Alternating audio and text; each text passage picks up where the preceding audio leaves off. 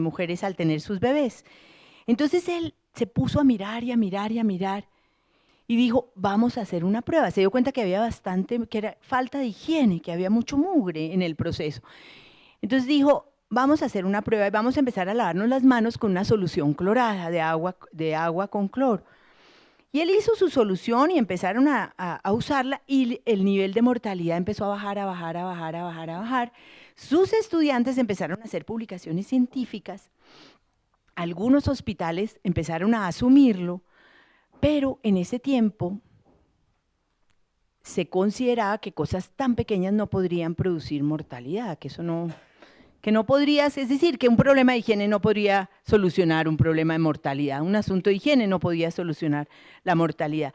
Y hubo una gran convención científica y uno de las eminencias científicas de la época lo desacreditó totalmente y dijo, eso no es posible que una solución, que lavarse las manos en una solución clorada pueda solucionar el problema de la mortalidad infantil, y lo desacreditó totalmente y su teoría no pudo avanzar.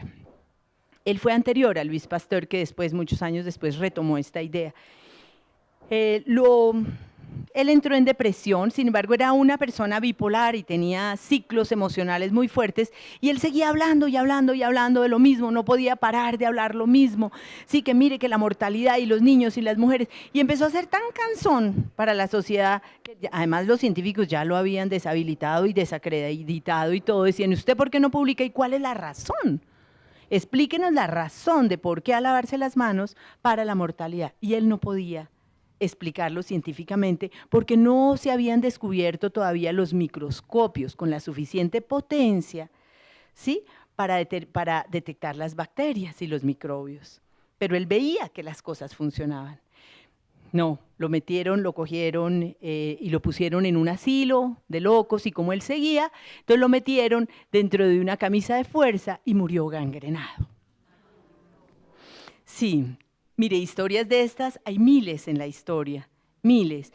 Unos años después, Louis Pasteur empieza a hacer unas pruebas donde pone cultivo de bacterias y se da cuenta que cuando crece el moho, las bacterias no proliferan.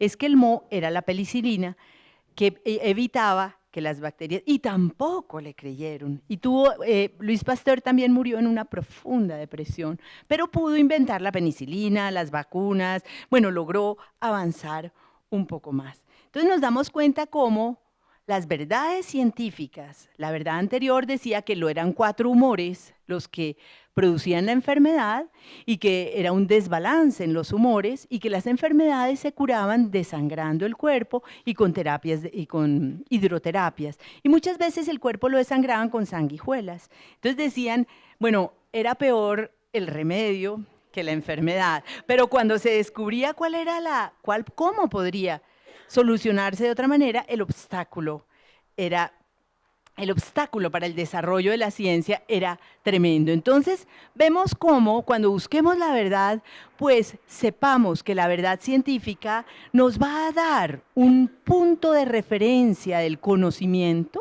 pero que ese punto de referencia del conocimiento nuevamente es relativo y es cambiante. Y no nos asombremos cuando escuchemos nuevas teorías, porque de pronto estamos deteniendo el avance de cosas importantes. Entonces, reflexionemos con nuestra actitud cuando nos plantean nuevas teorías, no siempre es de recibir todo, por supuesto, pero tampoco de detener. Entonces, sepamos que podemos abrirnos a nuevas cosas sin temor y que las verdades que tenemos en nuestra cabecita, como la verdad científica, no lo es. Vamos aquí, vamos aquí. Un error no se convierte en verdad como resultado de la propagación multiplicada.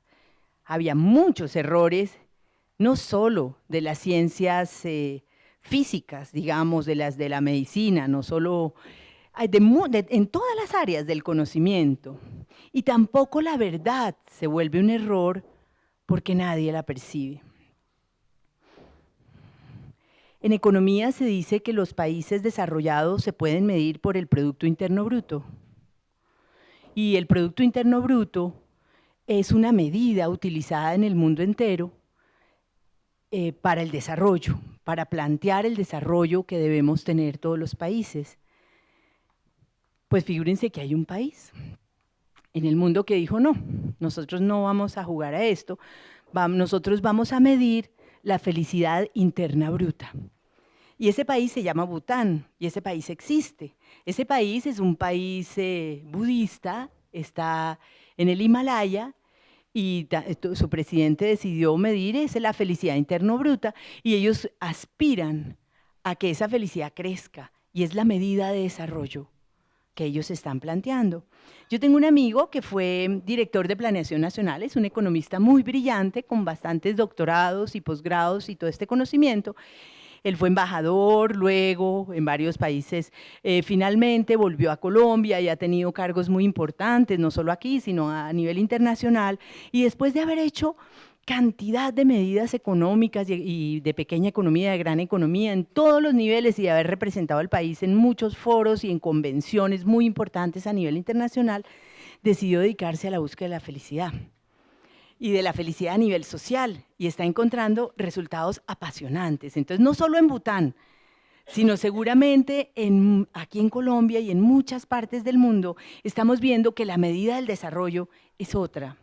Entonces, no porque hayamos pensado durante no sé cuántos años tenga esta medida del Producto Interno Bruto, no sé si 20 o 30 o 50 o 100 años tiene, y hemos todos tendido o creído que el desarrollo de nuestro país debe tender hacia eso, no por eso es una verdad. No es una verdad científica y no es una verdad social y no es una verdad económica y no es una verdad, sino que durante muchos años se creyó que era verdad, pero no por ser usada durante muchos años, es una gran verdad. Es un error que simplemente se usó durante muchos años, como pasa con todos los niveles de la ciencia y todos los niveles del conocimiento. Vamos a mirar el segundo nivel, que son, nosotros vivimos rodeados desde que nacimos de ideas que creemos que son ciertas. Nuestra madre, de una manera intravenosa, desde que éramos fetos prácticamente, estamos llenos de creencias en nuestra sociedad. Algunas de ellas sí son resultado de la ciencia. Fíjense que las verdades científicas forman parte de nuestra cultura. Toda cultura tiene un montón de creencias, un montón de ideas, pensamientos, verdades relativas que hacen de la sociedad lo que es la sociedad. Algunas tendemos más al miedo, ¿sí? Yo creo que cuidado se moja porque le da gripa, que se enferma si anda descalzo, y nosotros somos criados por el miedo a enfermarnos, por el miedo de que nos pase algo, y no por la felicidad del desarrollo. Estás creciendo, anda, corre, brinca, móntate a los árboles, gózalo. No, no, cuidado, porque va y se cae. O sea, nosotros, si empezamos a darnos cuenta, usamos nuestra conciencia para darnos cuenta que lo que pensamos a diario está basado y fundamentado en toda esa cultura de creencias que nosotros tenemos, vamos a poder poco a poco desbaratar unas a otras y darnos cuenta de la libertad que podemos ganar en medio de esta sociedad.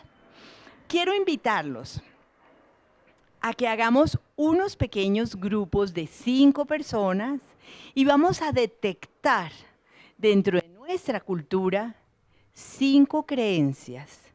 No todas las creencias son buenas, no todas las creencias son malas, ¿sí? Miremos para qué nos sirven esas creencias que nosotros vamos a detectar. Son creencias de la vida cotidiana, creencias con las que hemos sido creados, creencias que usamos en nuestros dichos, en nuestros refranes, en nuestra cultura popular, en nuestra cotidianidad, ¿sí? Entonces los invito que vayan desde aquí en adelante, se van a reunir en grupos de 5, van a detectar 5 creencias, van a mirar si esas 5 creencias para ustedes son verdad o no. Hay creencias que son verdad, hay creencias que no lo son. Ustedes van a detectar si sí, si no, y si sirven en nuestra vida cotidiana o no. Luego van a nombrar un relator. Ese relator nos va a contar a todos, tiene 1 minuto, 2 minutos máximo cada relator para contarnos qué pasó con esas creencias. Entonces, ¿estamos? Bueno, adelante pues.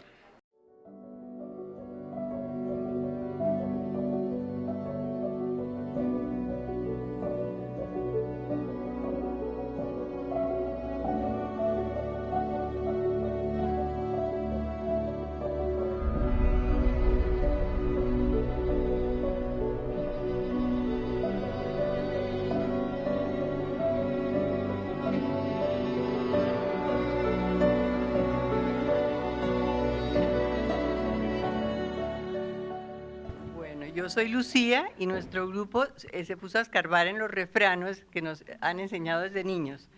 Hay muchos que son contradictorios, por ejemplo, el que madruga Dios de ayuda, pero cuando nos conviene decimos, no por mucho madrugar, amanece más temprano. Eso depende cuándo se dice.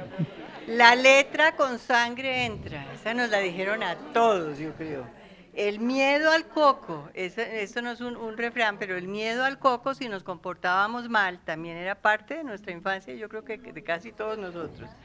Y yo me enteré de una que la mayoría de mi grupo lo sabía, pero yo no, que cuando uno acaba de tener un bebé durante los 40 días, el día 40 es gravísimo salir de la casa. Porque si uno sale, algo le pasa. Yo no sabía eso, yo había salido hacía rato, pero eso me dijeron. Gracias. Lo que hicimos fue empezar con algunos de los dichos populares, hicimos un pequeño análisis bien cortico. El primero era de ojo por ojo, diente por diente, y hablábamos de cómo en un momento dado esto se puede mirar desde la parte negativa, que es entonces desde lo instintivo, tú me haces, yo te hago, o ya también desde la parte más bonita, que es de lo que yo doy, recibo, entonces dar cosas buenas para recibir cosas buenas. Otra, usted tiene que estudiar para ser alguien. Y entonces un poco la reflexión era, entonces la educación hacia dónde va, si sencillamente lo dejamos como en la parte del conocimiento o la llevamos hacia el saber, hacia la sabiduría. Y ahora me acordé yo de una creencia que me parece muy importante, que es según el punto de vista. Entonces, sé de una persona que fue a entrevistar a los guayús y le preguntó pues a la matrona guayú, le dijo, bueno, ¿y usted qué opina de la poligamia? Entonces dijo, a ustedes les parecerá terrible la poligamia, pero en cambio a nosotros nos parece terrible la monogamia. ¿Cómo va a ser una sola mujer para hacerse cargo de un hombre?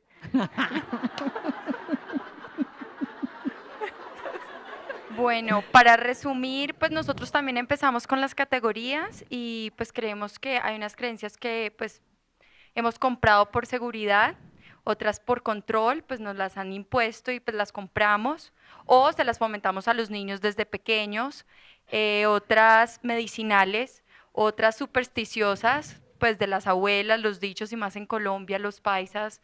O sea, mi papá es paisa y crecí a punta de dichos todo el tiempo, y pues otras porque tenemos miedo, porque necesitamos sentirnos protegidos. Que en la medida en que hacemos conciencia y de pronto intentamos replantear, supuestamente cambiamos el contenido, pero cuando estamos educando a otros o en ciertos momentos, en automático salen y los volvemos a replicar, así los hayamos replanteado. Somos lo que creemos. Por decir, yo creo que la verdad os hará libres. Esa es mi creencia. Entonces, cada quien tiene creencias, es algo totalmente individual. No existe una cultura sin creencias.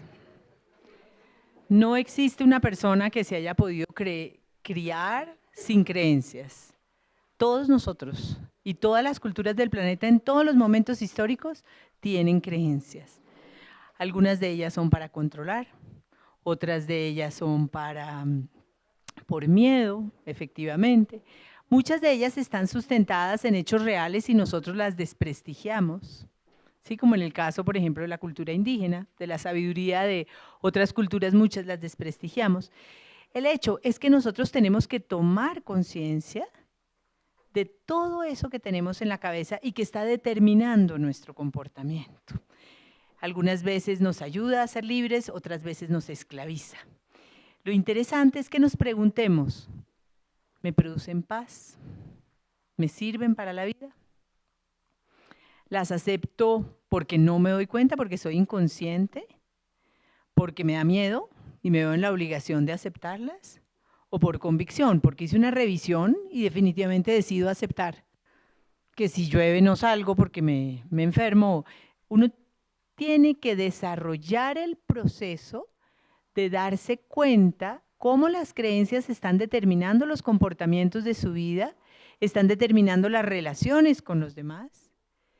Y nosotros podemos poco a poco liberarnos de falsas creencias, fortalecernos con aquellas que sí nos dan un sustento, porque no todas son negativas, no todas las creencias religiosas, ni sociales, ni culturales son negativas. Entonces, la invitación es a descubrir en nuestra vida cuáles nos interesan, cuáles tomamos. Como decía una de las compañeras, algunas las desechamos, pero en automático nos salen a la hora de criar o a la hora de relacionarnos. Entonces, démonos cuenta. La invitación es a darnos cuenta de que esta verdad que llamamos creencias o cultura popular o refranes,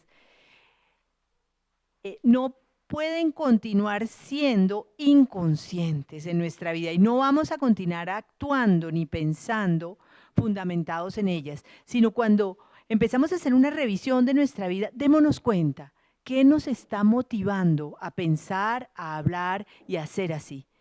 Si nosotros revisamos, poco a poco vamos a poder construir una nueva cultura basada en otras verdades, en verdades más sencillas, menos basadas en el miedo, más basadas en la felicidad y en la realización de la cultura.